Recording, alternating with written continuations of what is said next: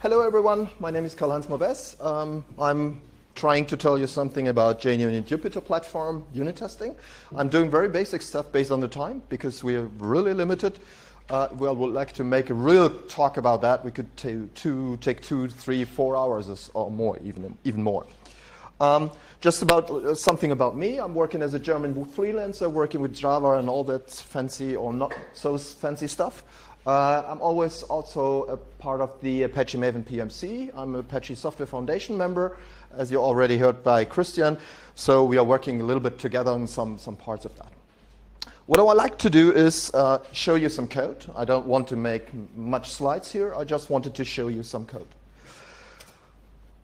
Start that way. So I'm sitting down then. That's the reason why I'm sitting in here in front of the keyboard that you could see what I'm trying to do and show your real code. So where we begin is a very simple class. Don't blame me about the code quality or something like that. That is simply just a class to show some identities or how to do some unit testing. I think you can implement that better than I do, but it's just a kind of a presentation for code.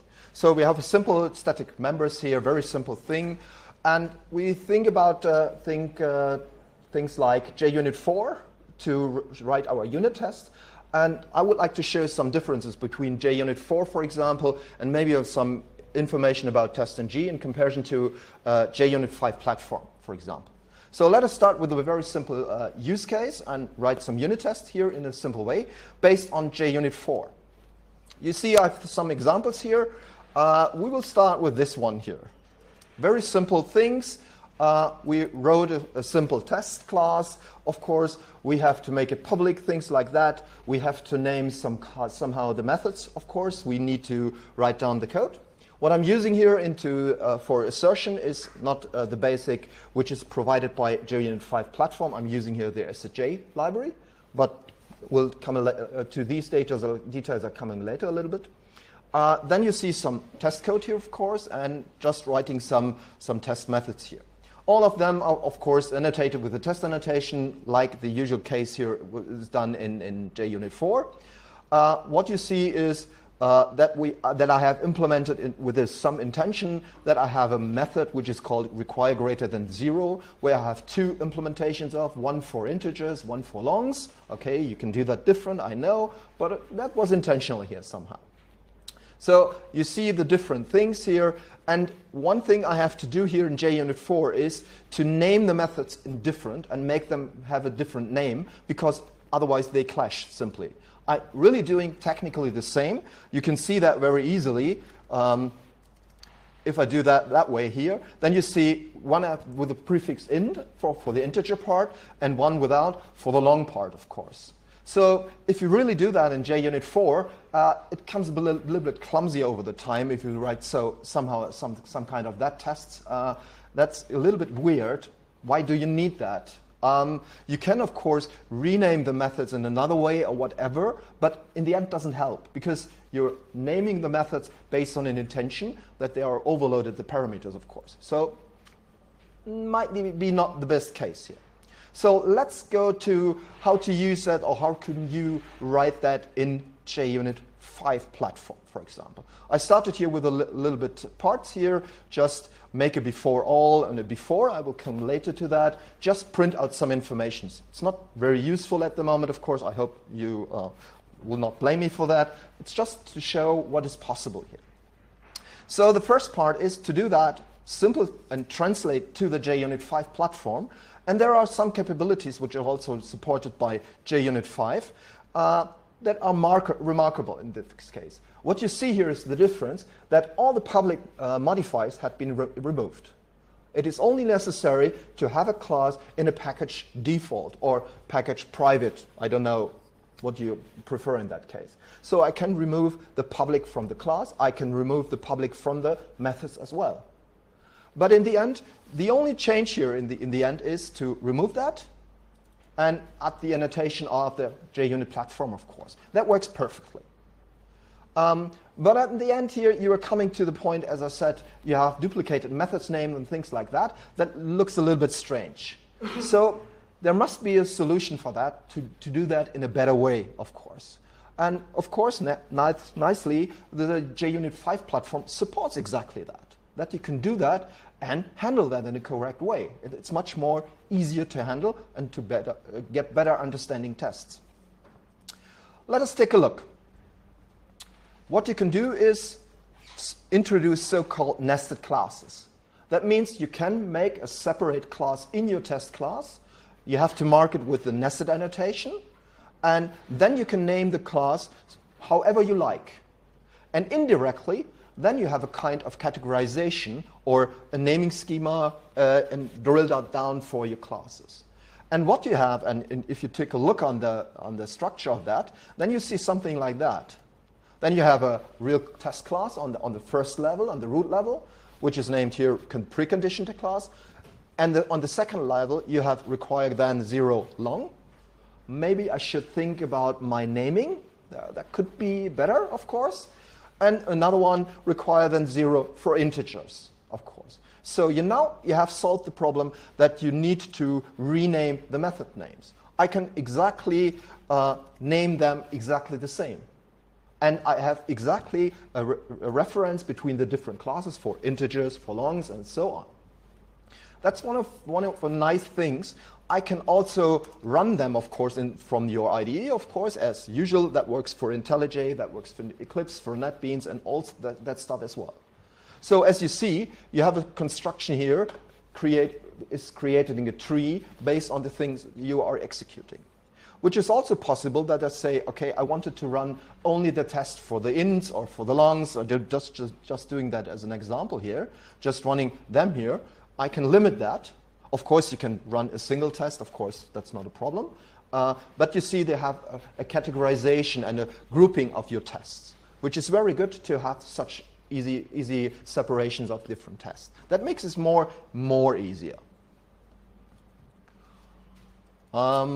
Let us take a look. And one of the things is coming up, as I said, based on the naming what you have, is that you name your classes in a good way. What you can do is, of course, if I would like to, let me take a look here, and you say, okay, require then 0 is not a very good descriptive name. You can, of course, rename the classes with your IDE. It's not a problem. Then you come to the point you would like to make it more descriptive. Not a name in a class somehow described what you are trying to express in your tests. And then there is coming an interesting thing which has been introduced to JUnit 5 platform, is so-called display name. That means you can give a description for what is shown on the output. So you can do that on the root class, of course, and give a different name what you like. I just have used here very short things. You can write, of course, a poem if you like. Might be not that useful, but it's possible. And then you can do that also on the different nested classes as well. Make a categorization. And it's also possible to do that on the test method. So what you will get then in the end is something like that. You can get a complete different look on your test structure here. If you do that with a precondition and thinking a little bit about that, then you can construct here very good sentences. If you do that in the correct way, just playing around with that, then you can construct here real sentences and describe what you are doing here. For example, if you read that, that works very good here. That's not perfect, of course, just to show you the direction where you can go. If you do that more and more often, the more familiar that becomes, and it's more easier to understand what you're exactly doing. So you can read here, precondition for integers require greater than 0 should return the same object, for example. And then you can do something like that. That's an easy way to make your tests create more a story. Sometimes you call that maybe behavior-driven development, which you can do a little bit in that direction. It's of course not a behavior-driven development framework, but it can help to get into this direction and make it more descriptive, of course. Sometimes you have the problem if you want to have different names based on the class names or on the method names, of course. It is possible to define a display generator. You can use the built-in ones, or you can write completely your own. Then you can say, if I separate the methods, for example, as I did here, and separate with an underscore or something, then these classes or results will be printed out without the underscores, and I see more or less exactly that sentence of this. That's also possible. There are some predefined. You can implement it however you like. What is also possible, in some tests, it is sometimes necessary to make a condition to run that test, for example, on different platforms. For example, I don't want to run this test here on a Mac OS, for example, or on a Linux, or on a Windows box, or something like that. That's very easy to express with JUnit 5 platform. Then you can say, I just wanted to disable this on Mac OS. That means it will not run on Mac OS, but it will run on all other platforms. It's very easy to express. There are several others. I just wanted to know, given you mentioned them. I have done that on here. You can disable on a particular JDK. The start is JDK 8 because JUnit platform itself starts with JDK 8. So below will not work, of course. What you can do also is to enable that. Exactly the opposite. You can enable the tests like this. So I would like to run this test only on JDK 8 or just run them on Linux. What you can also very easily create is a meta annotation that can be combined and make your tests more readable. I can combine that for my own. So I have created a very simple annotation here just for demonstration purposes, where I say test on Linux. That's nothing else than the combination of the test and enabled on operation system annotation. That's very easy. You can do much more complex things if you like, but we're switching here only the surface, of course.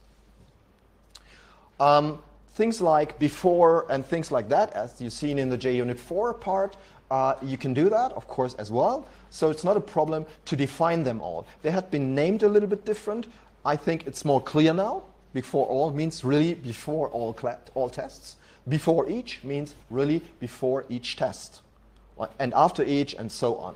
That you can do. What you can combine, of course, is I have defined them here on the level of the surrounding class. And now I can do that on the nested classes as well. So I can combine that with disabled and things like that. So I can completely make it very easy to make different configurations.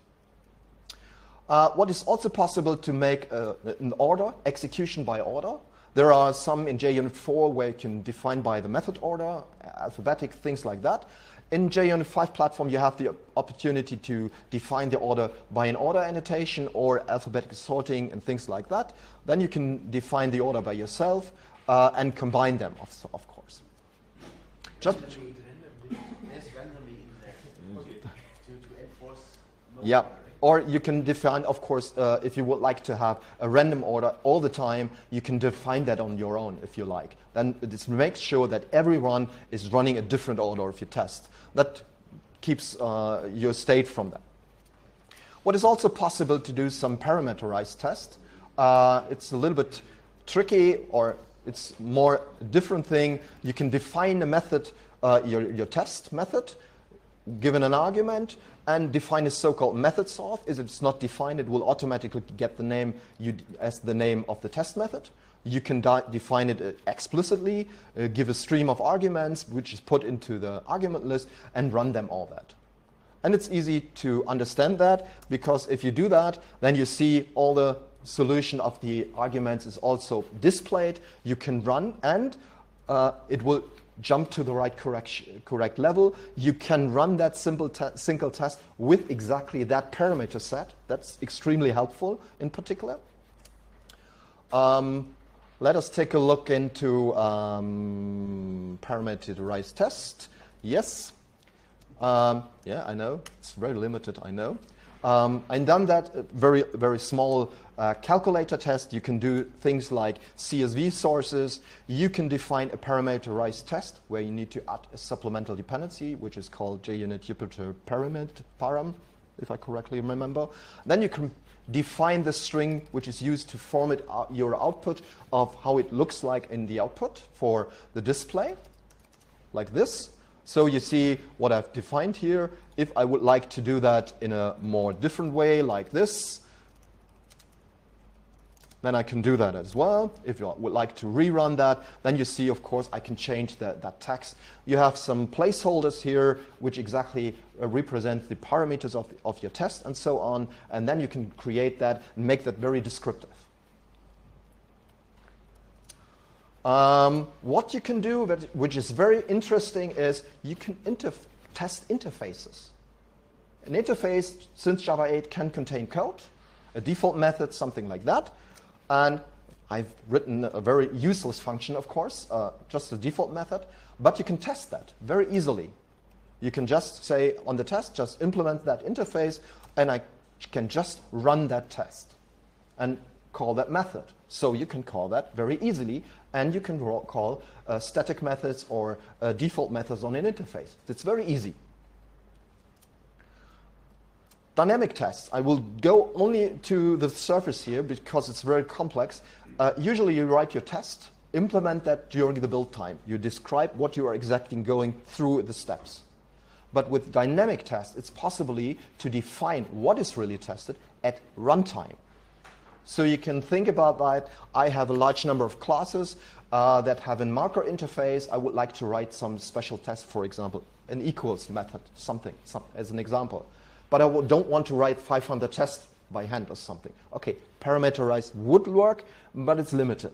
So you can make that dynamic and run and create the test dynamically. Completely. That means it is possible to not write the test itself.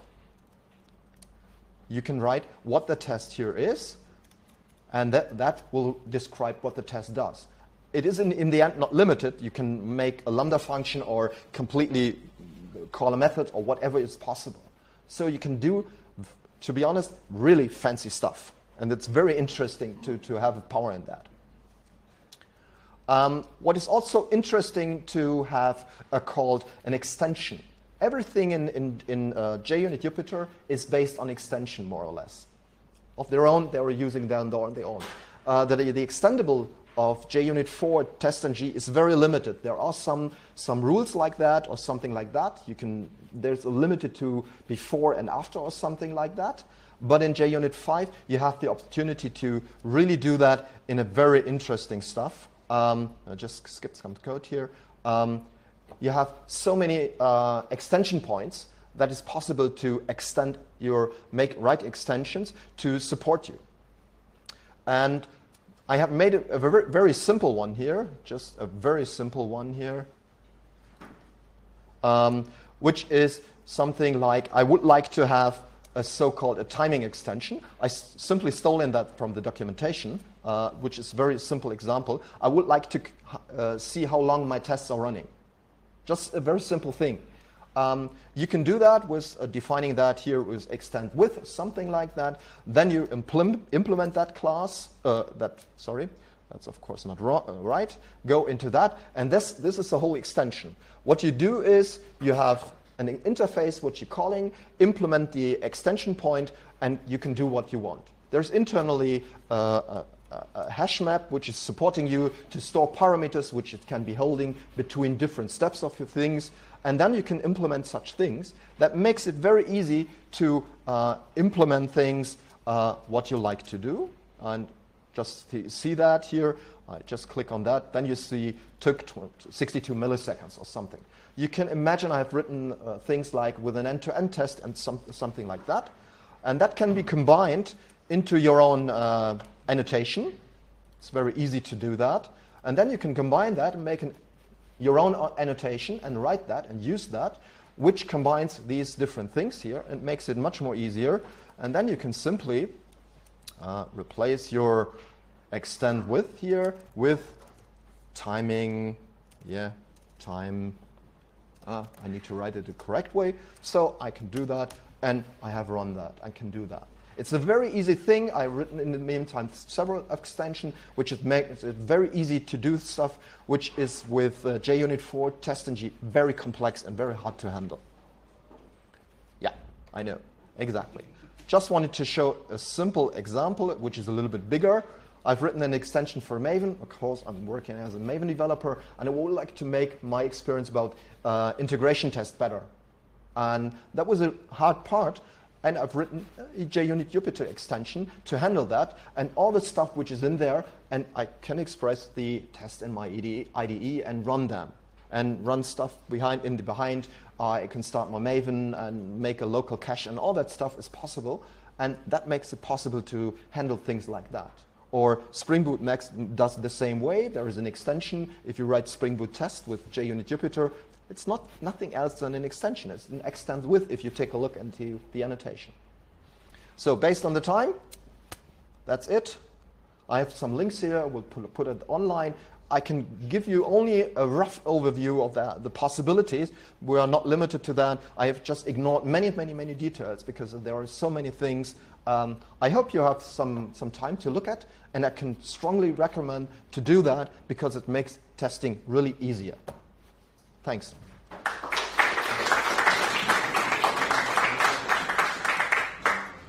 If some question, maybe you have a minute or two for some questions. Parameterized test, can you give it a title which is shown in the... Yes, you can use the display name, for example, if you like. And the parameter test has also an annotation where you can write a description, yeah? Yeah. There you can access the parameters. Yeah, exactly. Yeah, exactly. That's possible, yeah? Yeah, so it's more remark. I use the parameterized things with lambda. And That's possible too, yes. yes, but when you do a toString on the lambda, it's not nice. Yeah, not fun. Then we have to give it back to you and make it nicer for them. Yeah. Yeah, but currently you have two forms of lambda. You have the serialized lambda, and for serialized lambda you have more information. Yeah. But JUnit doesn't. Yeah. Yeah, correct. Pull request? Yeah, pull request. Okay, Yeah. Is Intellij smart enough to help you with the display names when you refactor names of functions? No, it does not. No. So why would you use them? I don't understand. I'm sorry? So why would you use them? You're stuck with remembering that you need to change these names? Because it describes more the intention of my test. Isn't that what you use function names for? The problem is you can't write spaces or something like that. It's limited based on the naming schema of Java, of course. And sometimes you would like to write more information or just write a sentence with a comma or something like that. That's not possible in a method name. And it helps a lot to describe. Of course, we can. It's a matter of personal taste, of course. Yes, fine. And you can include parameters. Rule and stuff like that, are they still working in JUnit 5? If you run that with the Vintage engine, they will run, but they are running not with JUnit Jupyter, they run real with JUnit 4 under the hood. So how do they do rules with the things you just went through? Or I'm actually looking at the rules for class. So I'm setting up an environment and keep it running through the whole test suite. Yeah, you can use before, things like that. But that will close down the test after the class is done, right? Yeah, you have different befores, all, before each, things like that. And Oh, reference counting. yeah, reference counting, things like that. And if you need to really do that, I would take a look what exactly kind of rules you're using. Most of the time I've used with exception, things like that. That's not necessary anymore. Or test containers. There is an extension as well. It's very easy to write your own extension if you really needed it. The migration is very easy. Could it be that the question was targeted to the life cycle of the Yeah. test? Ah, okay. There's an annotation for it. You can swap the life cycle Yeah, to class-based or method-based. method-based, yeah. Well, I'm actually looking for the suite-based. Uh, The whole suite would run with one environment running. So I don't have setup costs for setting up and pull down. No, that's what you do with an external resource. Yeah. That you can manage whatever in an extension. In extension, yeah. Yeah, exactly. There was another one? If you use, if you must not, which framework you prefer? I'm using Makita most of the time. And there is an extension as well you can use in relationship with JUnit 5 that supports Makita for example, in Spring Boot or something like that. Yeah. It's also an extension in JUnit Jupyter. Yeah. Other questions? Okay.